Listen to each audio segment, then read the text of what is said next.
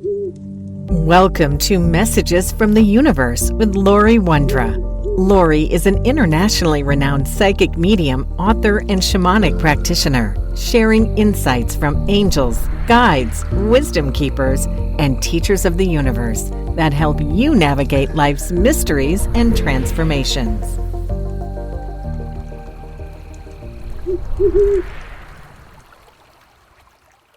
Hello, I am Laurie Wondra, and thank you for joining me today.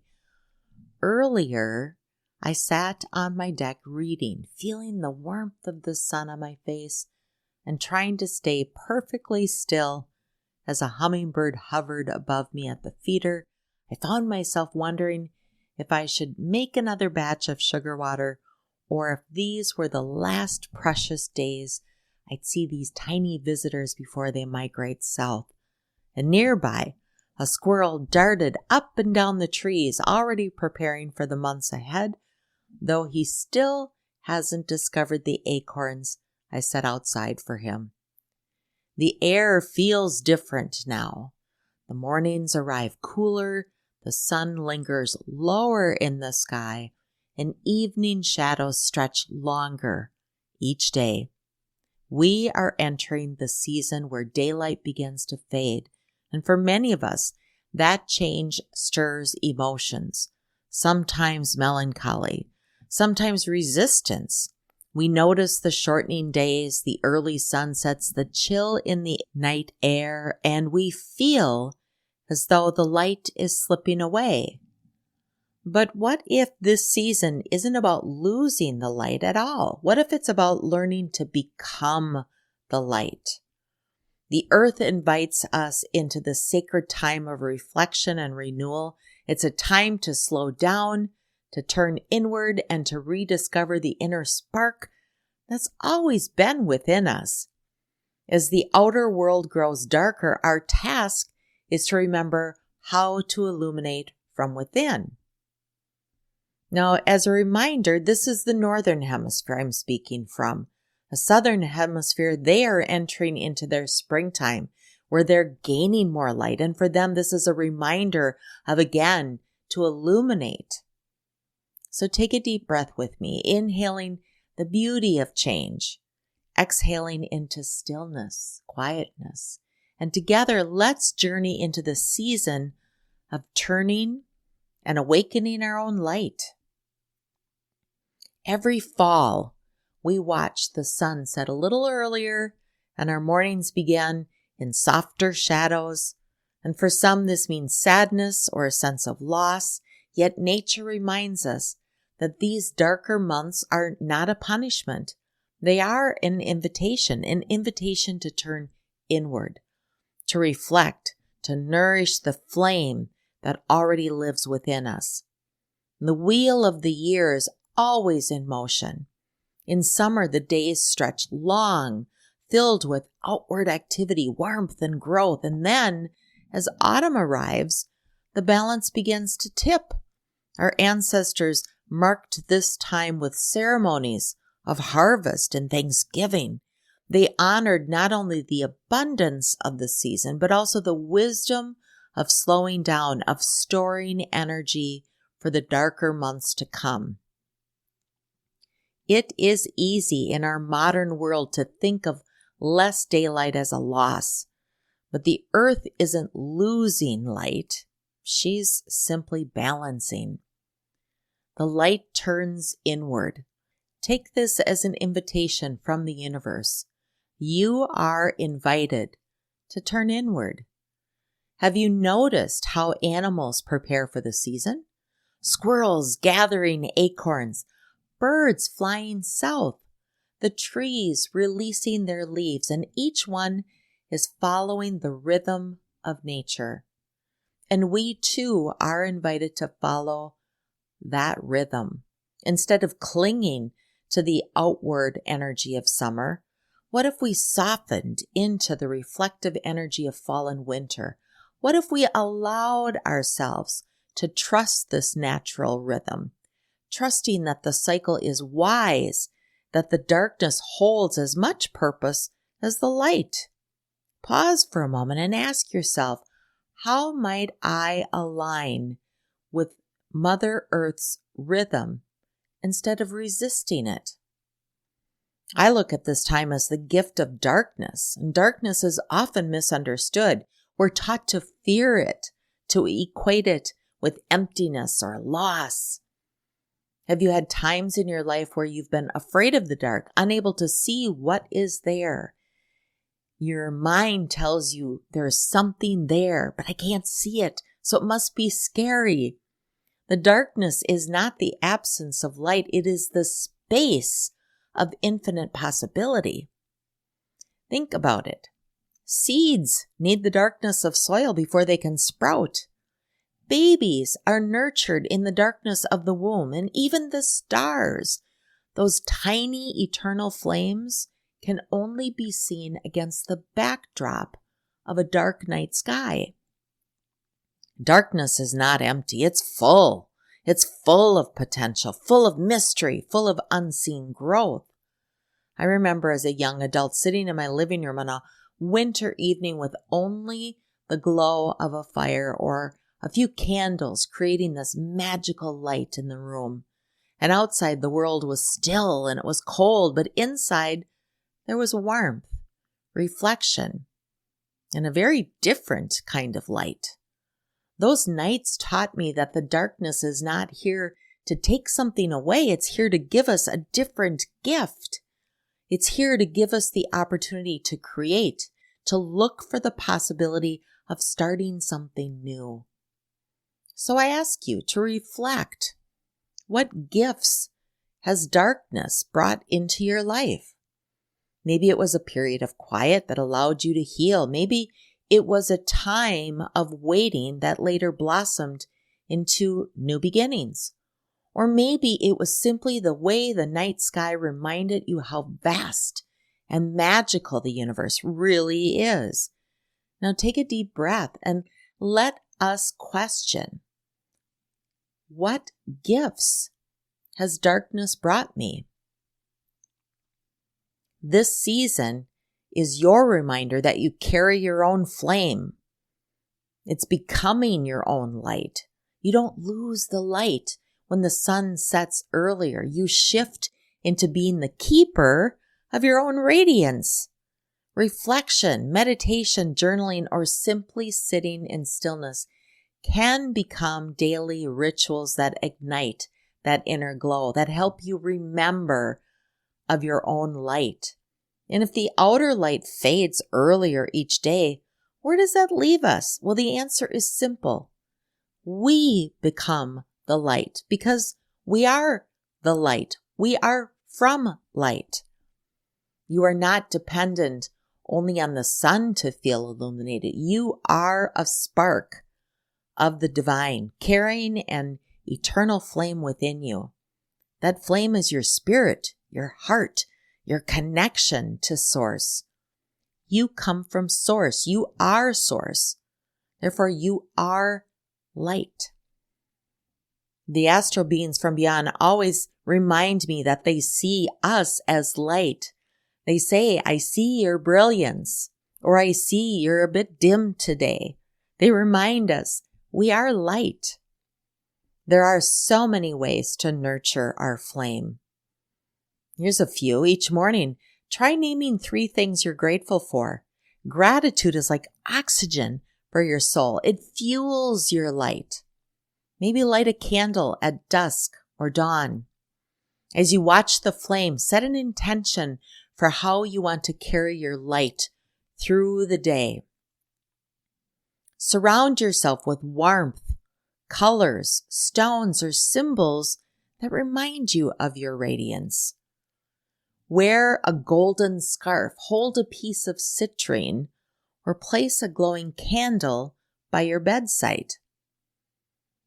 Now, I'm not recommending leave a burning flame open next to your bed all night. I happen to use a battery-operated tea light in many of my ceremonies, simply from a safety standpoint, but also I have small pets in the home.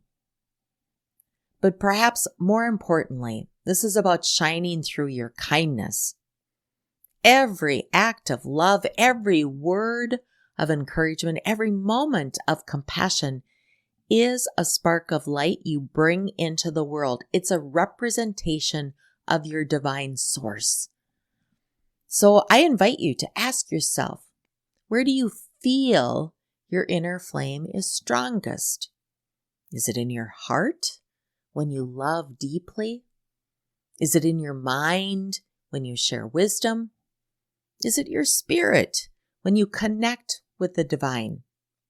And remember, you are not losing light. You are learning how to radiate from within. The outer and the inner reflect each other. When you nurture your inner light, the outer darkness no longer feels so overwhelming. What you focus on comes into focus. So ask yourself, where can I bring more light into my thoughts? What small flame of gratitude can I tend each day?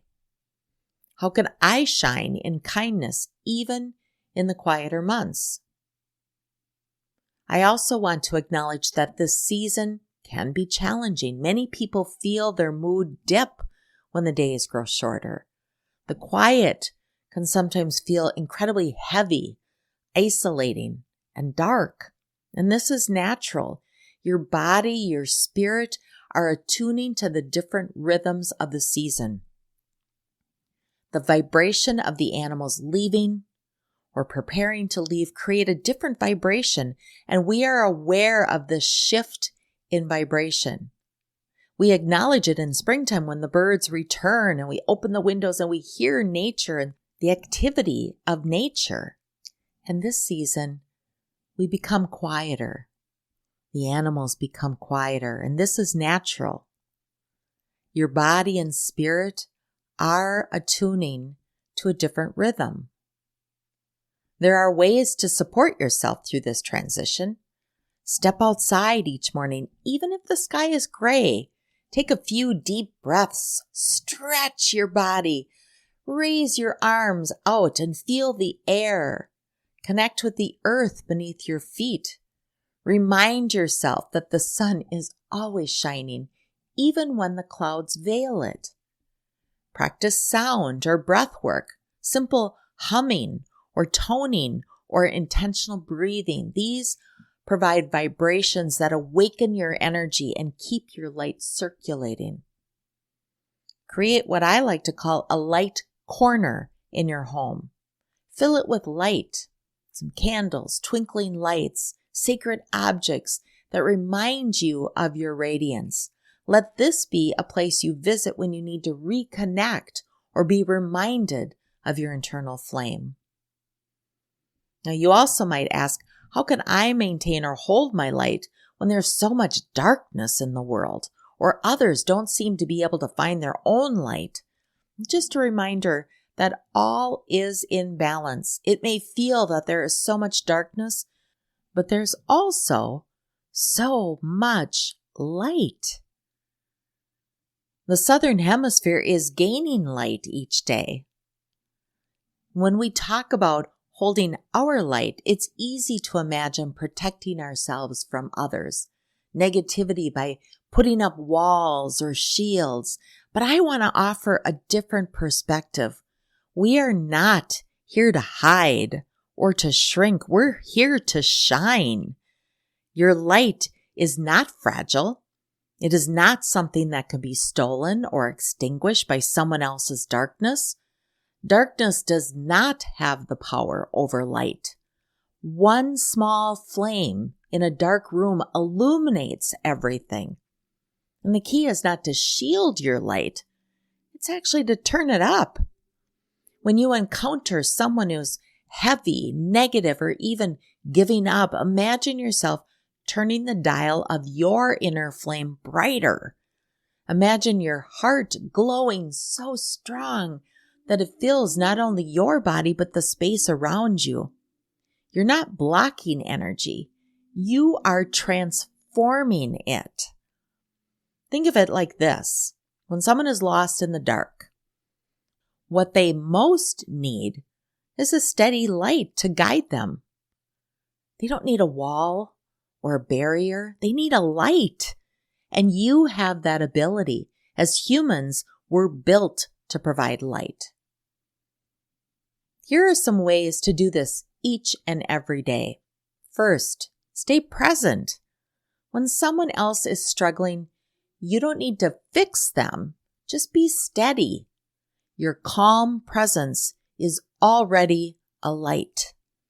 Second, turn to gratitude. When you feel negativity around you, silently name 3 things you're grateful for. Gratitude expands your light instantly.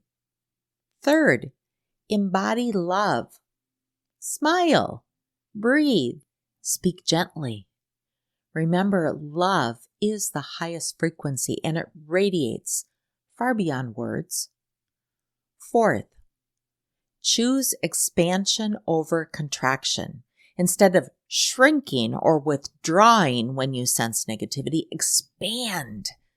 Imagine your aura shining outward in golden light, not to shield you, but to offer warmth and steadiness to the space that's around you. Ground yourself. Place your feet on earth. Breathe deeply and imagine roots growing into the soil. The earth absorbs and transforms heavy energy. Call on spiritual allies. Ask Archangel Michael to shield you, Raphael to heal the energy around you, or any of your guides to help you stay aligned. And here's the most important part. You are not responsible for carrying other people's darkness. Don't take it personally. Remember, their darkness is not yours to carry. You can have compassion without absorbing their energy. You can provide light and love and energy without absorbing negativity. Respond. Don't absorb. Instead of matching their negativity, offer calm words, or sometimes no words at all, just a steady presence, illuminating your light into their field. And of course, limit exposure when needed. If someone's energy constantly drains you, give yourself permission to step back. Protecting your light is not selfish, it's sacred. But you do not need to shield or dim your light to be in the presence of negative or lower vibration. Your role is simply to shine, because when you shine, you remind others that their light still exists. You awaken something in them, not by force, not by fixing, but by being a living example of radiance. So when you feel the heaviness of others around you, pause and maybe say to yourself, I am not dim. I shine brighter. My light is strong. My heart is radiant, and I am here to illuminate the path. Create some shifts in your mindset. See yourself as a lighthouse. A lighthouse doesn't chase after sinking ships. It stands tall, shining steadily so others can find their way if they choose. Remember your sovereignty. You are not responsible for fixing others. Your role is simply to embody light, which in itself inspires and guides. An anchor in hope. What others give up, gently remind yourself, even in darkness, my light is enough. This is how we change the world, not by shielding ourselves in fear, but by standing tall in love, not by hiding our flame, but by becoming the lighthouse that guides others home. And here are some simple practices that strengthen your inner flame. Light a candle, journal, gratitude, or even meditate. Reminders that your flame is alive, no matter what's around you. Take an energy reset. Shake out your body. Use sound like a bell or drum or toning om. Or take a salt bath to clear any energy heaviness. And surround yourself with light bringers. Seek people, places, music, or teachings that uplift you and remind you of your inner strength. Now I'd like to guide you through a very short meditation. If you're able to, close your eyes and take a comfortable seat. And take a deep breath in. Pause, and then let it go. And again, inhale deeply, pause, and exhale slowly. And imagine yourself sitting in a quiet twilight space. Around you is stillness, peace, calm. At the center of your chest, in your heart space, notice a small flame flickering, soft, golden, and warm. And with each breath you take, you notice this flame grows a little brighter. Inhale, and the flame expands. Exhale, and it steadies. And soon this flame fills your heart. It radiates through your chest, down your arms, into your hands. Feel the warmth in your hands. It glows upward through your throat, your face, into your forehead and the top of your head. And it flows downward through your belly, your legs, your feet. And now your whole body is illuminated from within. You are glowing. You're radiant and vibrant. And in this light, you feel safe. You feel whole. You feel loved, energized, and you feel alive.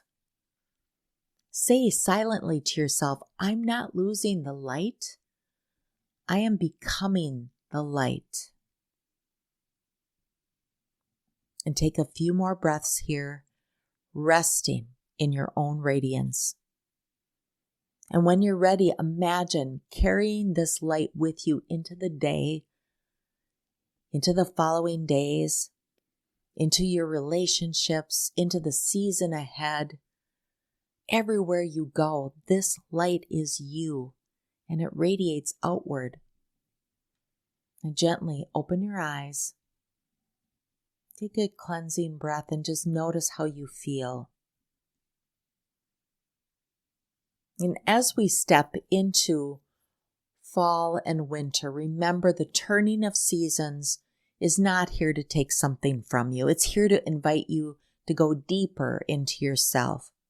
The earth teaches us that darkness is sacred, that reflection is necessary, and that our true light comes from within. As for the days growing shorter, light a candle, speak words of kindness, tend the flame in your heart. Because you're not losing the light. You're remembering you are light, and you are becoming the light you need to continue your vibrancy. I want to thank you for sharing this time with me. May your inner flame guide you, comfort you, and remind you that even in the darkest night, the smallest spark can illuminate the world. Until next time, I'm Laurie Wondra of Your Life Core. Blessings, love, and much light. Thank you for listening to Messages from the Universe. For information about Laurie Wondra's current events or to schedule a private session, visit her website, yourlifecore.com. You can also subscribe to her monthly newsletter. Laurie also shares inspirational and informational messages on Instagram, Facebook, and LinkedIn. Thanks again for listening.